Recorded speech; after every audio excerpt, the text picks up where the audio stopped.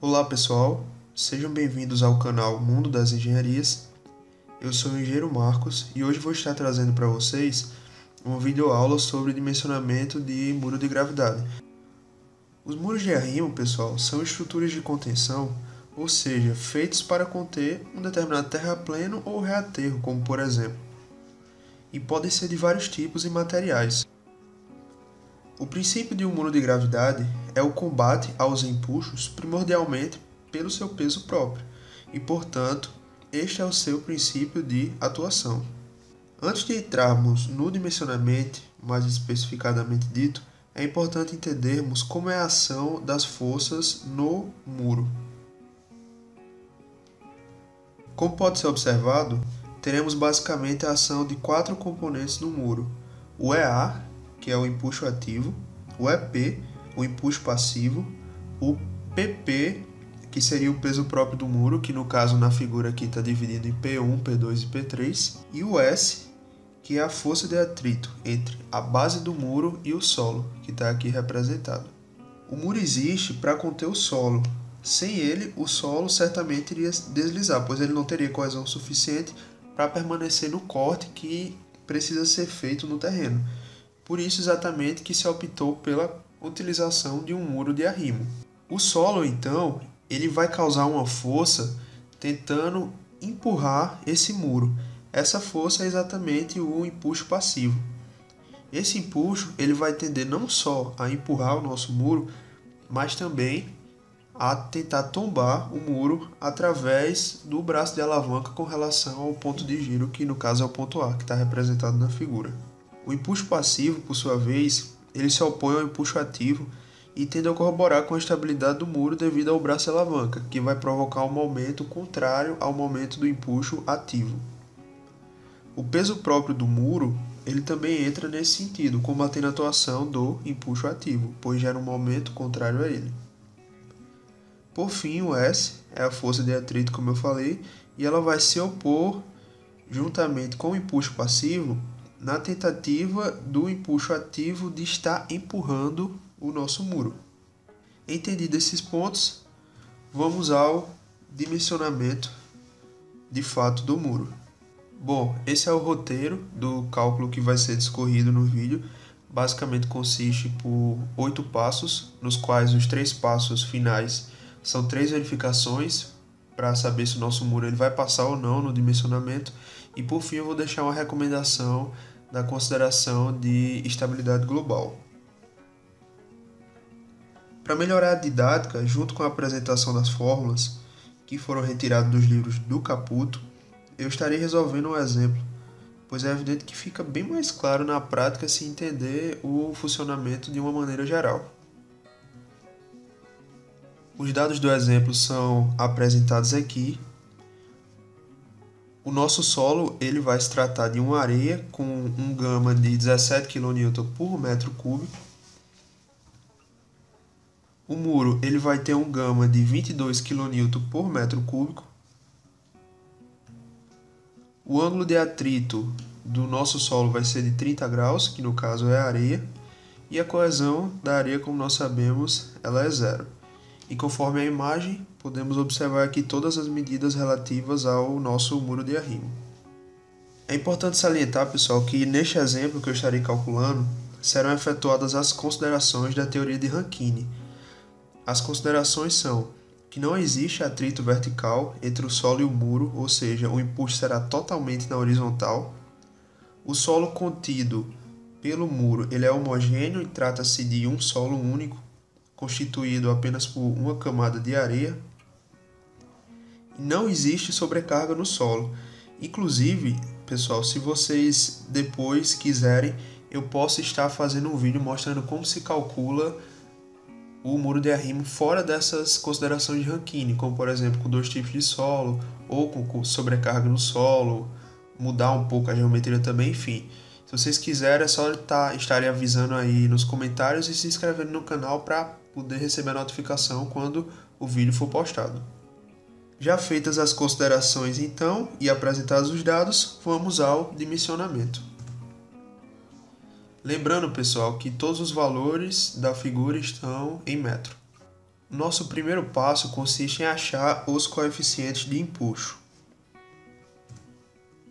Ka vai ser o nosso coeficiente de empuxo ativo, Kp vai ser o nosso coeficiente de empuxo passivo.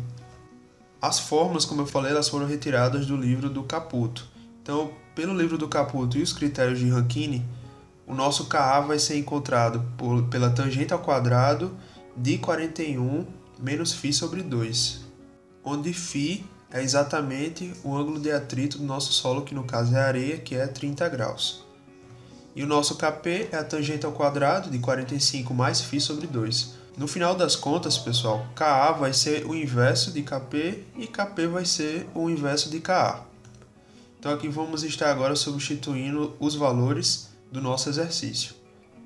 O nosso φ é de 30 graus, substituindo na equação então fica 45 menos 30 sobre 2, vai ser a tangente ao quadrado de 30, e o nosso Ka dá 0,33.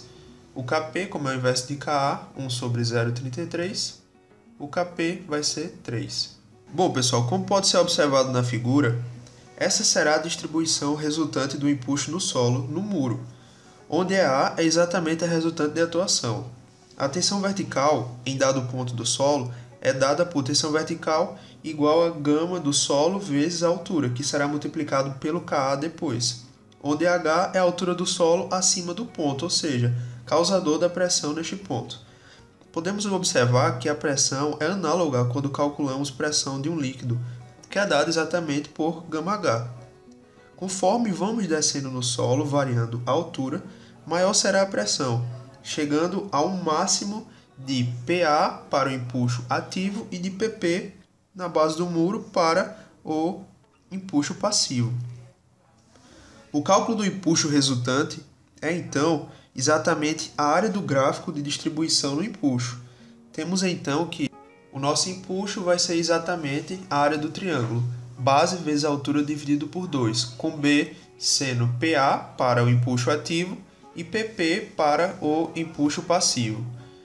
E o nosso PA, como eu falei, ele vai ser calculado exatamente pela tensão vertical vezes o Ka, e o PP, a tensão vertical vezes o nosso Kp.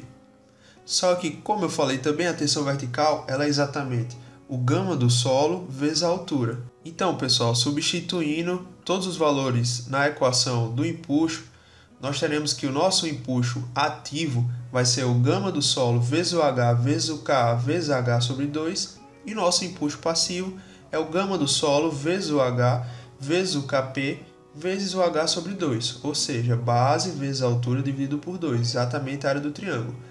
É importante termos atenção para não confundir os valores de H. No caso, o H daqui é esse H total.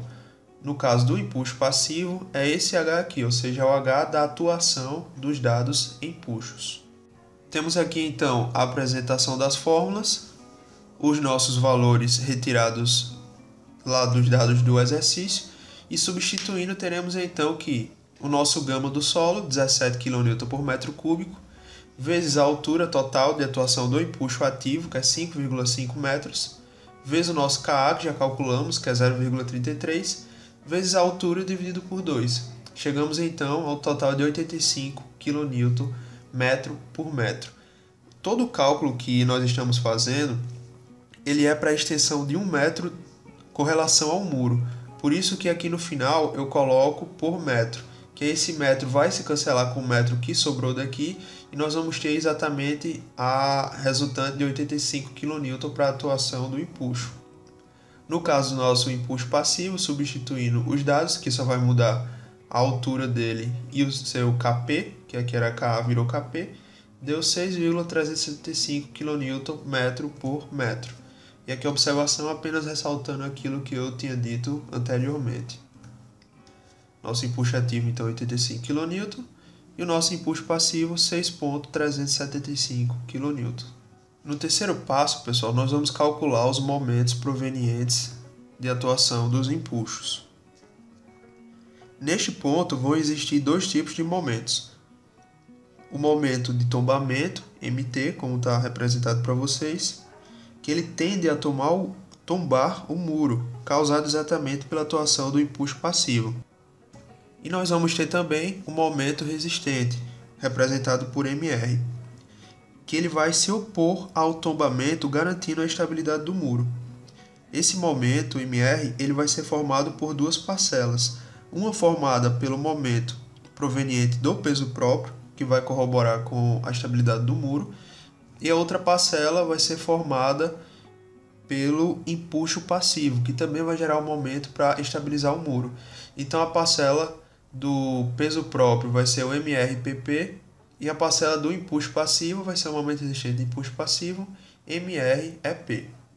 Os momentos então que nós estaremos achando, eles vão ser a resultante do empuxo multiplicado pelos seus respectivos braços de alavanca com relação ao ponto de giro. Então, pessoal, o nosso momento de tombamento ele vai ser exatamente o nosso empuxo ativo multiplicado pelo seu braço C, como está representado na figura, e o nosso momento resistente pelo empuxo passivo vai ser o nosso empuxo passivo multiplicado pelo seu braço A. Aqui temos então os dados das fórmulas e agora vamos aplicar com os dados relativos ao nosso exemplo. O nosso momento de tombamento então ele será 85 kN, que é o nosso empuxo, vezes o braço de alavanca C, que é 5,5 metros vezes 1/3. Por que 1/3? Porque o centro de gravidade, o centroide desse triângulo aqui, ele vai estar exatamente situado a 1/3 da sua altura para ambos os lados, ou seja, ele estaria mais ou menos por aqui, 1/3 daqui e 1/3 daqui. Como eu quero saber exatamente onde está atuando, eu multiplico a distância por 1/3, 5,5 metros vezes 1/3, que aí o nosso momento de tombamento dá 156 kNm.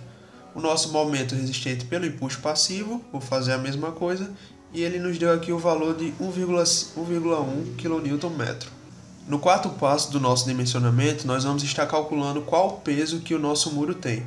Para facilitar os cálculos, eu dividi o nosso muro de arrimo em 3 figuras. Figura 1, retângulo, a 2, um triângulo e a 3, outro retângulo, para a gente estar calculando melhor, de uma maneira mais fácil, né?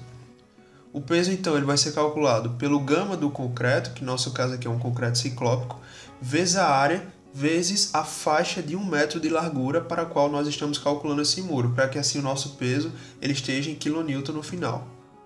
E o nosso peso total vai ser o peso da área 1 mais o peso da área 2 mais o peso da área 3.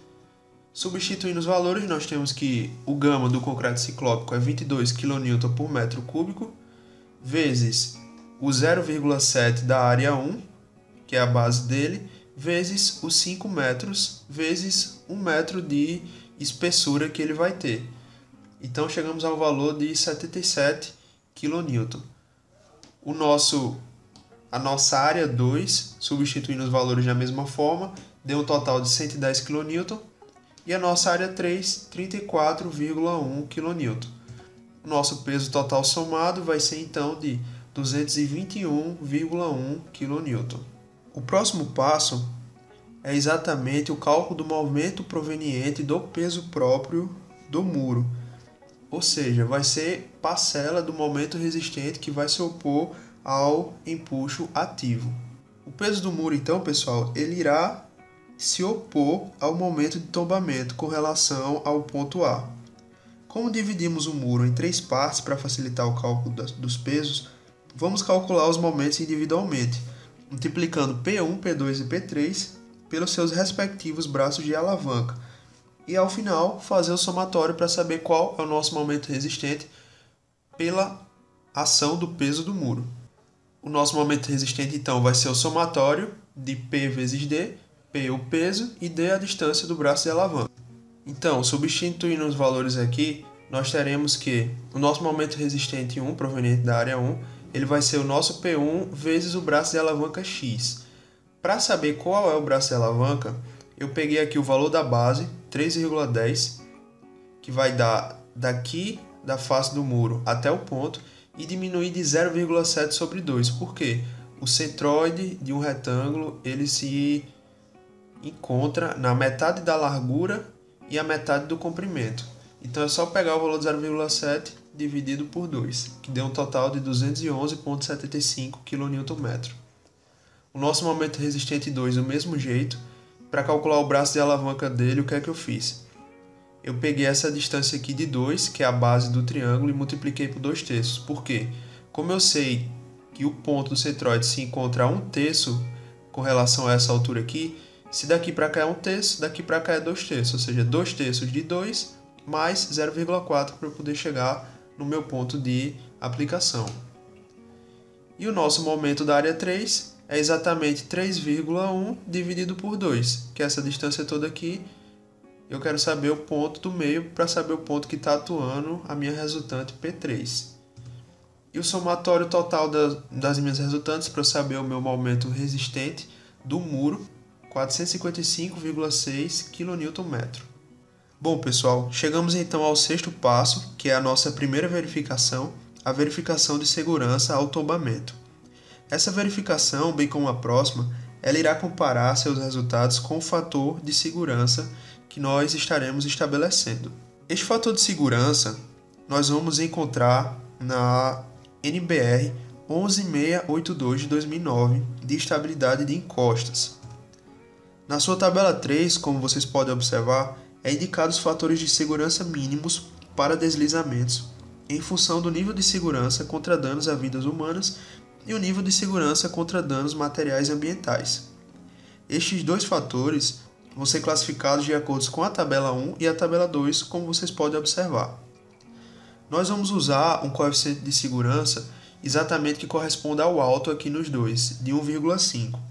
Este valor, além de ter respaldo nessa norma, ele é amplamente utilizado e indicado na literatura.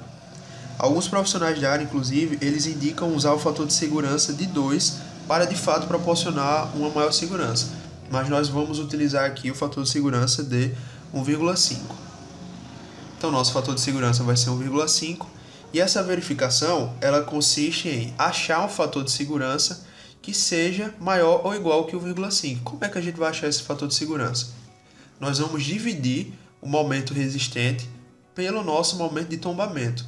Só que o nosso momento resistente ele tem duas parcelas, como a gente viu. É o momento resistente pelo empuxo passivo mais o momento resistente do muro. Ou seja, o que é que essa verificação aqui ela quer dizer de fato?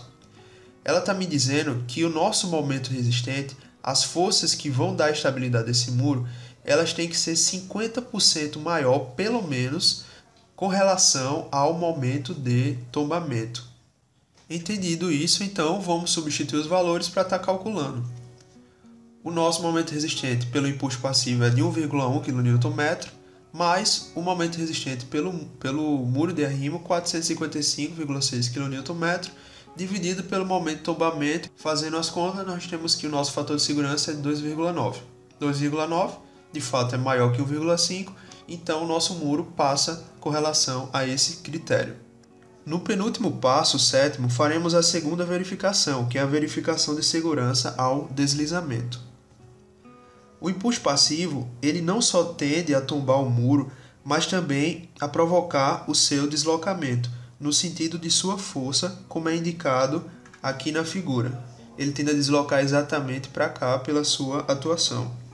No momento que ele tenta mover esse muro, vão surgir duas variáveis que vão se opor a esse deslocamento, que é exatamente o nosso empuxo passivo e a nossa força de atrito, que é calculada pelo P vezes a tangente do ângulo de atrito do solo que se encontra aqui na base, ou seja, o atrito entre o muro e este solo. Esse ângulo de atrito aqui, segundo o Caputo, é exatamente 30 graus para a areia. Nós temos então que o nosso fator de segurança considerado é de 1,5, do mesmo jeito que o anterior. E nesse caso, ele vai ser calculado pela soma da força de atrito mais o empuxo passivo dividido pelo empuxo ativo. Como nós sabemos que o S é P vezes a tangente de θ, então a gente substitui aqui. E o que é que isso aqui quer dizer no final das contas? A mesma coisa que o anterior. As forças que se opõem ao empuxo ativo têm que ser 50% maiores do que ele. Então, vamos substituir agora os valores. O S vai ser exatamente o P vezes a tangente do ângulo θ, onde o P vai ser o peso do nosso muro total, que a gente calculou, a tangente de 30 graus, como eu falei, segundo o Caputo é 30 graus para a areia, mais o nosso EP, 6.375 kN, dividido pelo empuxo ativo, 85 kN, nós vamos ter um valor final de 1,6. 1,6 é maior que 1,5, então para este critério, nosso muro também passou. Nesse caso, então, a nossa estrutura ela passou para estes dois critérios.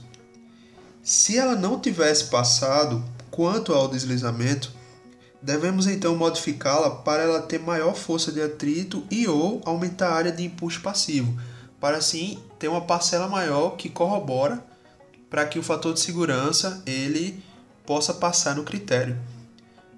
E se a nossa estrutura ela não tivesse passado no critério anterior, que é o critério relativo ao tombamento, nós devemos modificar a geometria do muro para que possa gerar mais momento resistente e ou aumentar também a área de empuxo passivo. Por fim, pessoal, nós temos o último passo, o oitavo, que é a nossa terceira verificação, a verificação de segurança à ruptura do solo. Mesmo que o muro tenha toda a sua estabilidade garantida, nós temos que avaliar ainda um fator importante, que é o solo, pois é nele que o muro ele vai encontrar sua estabilidade final. Cada solo tem sua dada capacidade resistente, ou seja, quanto de tensionamento ele suporta para permanecer íntegro sem atingir seu limite e vir a romper. Esse limite é conhecido como tensão de ruptura do solo, ou seja, a máxima tensão para que não ocorra o colapso. A nossa tensão máxima ela vai ter que ser menor ou igual que a tensão admissível, que vai ser exatamente a tensão de ruptura dividido por um fator de segurança. No caso aqui, utilizaremos o fator de segurança de 2. Então, a nossa verificação vai ser para analisar se a máxima tensão transmitida do muro para o solo é menor que a tensão admissível, para garantirmos a segurança. Como o nosso solo é areia, a NBR 6122, em sua antiga versão de 96, estipula um valor que ela resiste e vamos usá-lo aqui no nosso exemplo, que é exatamente de 200 kPa para areia medianamente compacta. Vamos usar esse valor apenas didaticamente, pois cada caso deve ser realmente estudado o solo para saber as devidas características do mesmo. Então, a nossa tensão máxima ela tem que ser menor de 200 kPa para que estejamos garantidos quanto à ruptura do solo. Para iniciarmos os cálculos, nós devemos saber a excentricidade da resultante de forças atuantes no muro, ou seja, saber quão deslocada essa força está em relação à parte central do núcleo. Como pode ser observado, essa aqui se trata da base característica de um muro de arrimo. E essa força V aqui ela é resultante das forças verticais atuantes no muro. E B é exatamente a base do nosso muro. E este aqui é o nosso núcleo central, que ele fica localizado a uma distância de B/6 do centro do muro de gravidade, B/6 para o outro lado. Ou seja, se a força ela estiver menor que B/6, está garantido que ela está dentro do nosso núcleo central. Se a resultante V ela se localizar dentro do núcleo central, o diagrama de pressões no solo ele será aproximadamente trapezoidal, como aqui nós podemos observar, tendo então uma tensão máxima de um dos lados. Estando a resultante dentro do núcleo, o terreno ele vai estar submetido apenas a tensões de compressão. Portanto, o ideal é que nós estejamos garantindo que a nossa excentricidade ela seja sempre menor do que B/6, para que a resultante esteja no núcleo central e só atuem pressões de compressão no nosso muro. A nossa excentricidade ela vai ser calculada por B/2 menos E', e o nosso E' ele vai ser calculado pelo somatório dos momentos, ou seja, positivos mais negativos, dividido pelo somatório das forças verticais atuantes no nosso muro. Se a nossa força ela tiver de fato aqui dentro, for menor que B/6, a tensão máxima, ou seja, essa tensão aqui, ela vai ser calculada por V/B, onde V são as forças verticais atuantes, B a base, multiplicado por 1 mais 6 vezes a excentricidade dividido por B. Se a força estiver fora do núcleo, a tensão máxima vai ser calculada por 2 vezes V, que são as forças verticais, dividido por 3 vezes E'. Para o nosso exemplo, então, substituindo os valores, o nosso E' ele vai dar exatamente 1,36 metros. Para o cálculo da excentricidade, ela vai dar 0,19 metros. E o cálculo de B sobre 6, ele dá 0,52 metros. Ou seja, a excentricidade está, de fato, dentro do núcleo central e só acontece pressões de compressão. Então, a gente vai calcular, de fato, pelaquela primeira fórmula que eu mostrei, chegando a um total de 98 kN por metro, só que é por metro de muro, então é um total de 98 kN por metro quadrado. Transformando isso aqui para Pascal, vai ficar 98 kPa, que é menor que a tensão admissível que o solo aguenta, 200 kPa, ou seja, o nosso solo também passa nesse critério e nós acabamos o dimensionamento do nosso muro. Por fim, pessoal, antes de encerrarmos o vídeo, temos uma consideração sugerida pelos autores da área, que é analisar a segurança à ruptura global do talude contido, a fim de garantir que não ocorra a típica ruptura cilíndrica do talude, em forma de cunha, como a gente mais conhece. Portanto, é aconselhado a investigação a partir da aplicação de conhecimentos mais específicos da estabilidade de taludes para a segurança do talude. Como o nosso foco aqui não é esse, de fato, eu deixo apenas como observação para que vocês possam ter ciência do assunto. Bom, pessoal, esse foi o vídeo então. Como eu falei para vocês, se quiserem, eu posso trazer outro vídeo mostrando o dimensionamento fora das considerações de Rankine, ou seja, colocando 2 tipos de solo ou uma sobrecarga no solo. Então, se vocês quiserem, estejam escrevendo aí nos comentários, pedindo que eu estarei fazendo o vídeo com o maior prazer para vocês. Eu espero que vocês tenham gostado aí de verdade do vídeo. Se você gostou, deixa o seu joinha, se esse vídeo conseguiu contribuir em alguma coisa no seu conhecimento. Se inscreva no canal também para estar acompanhando aí vídeos futuros. E até o próximo vídeo, pessoal. Um grande abraço.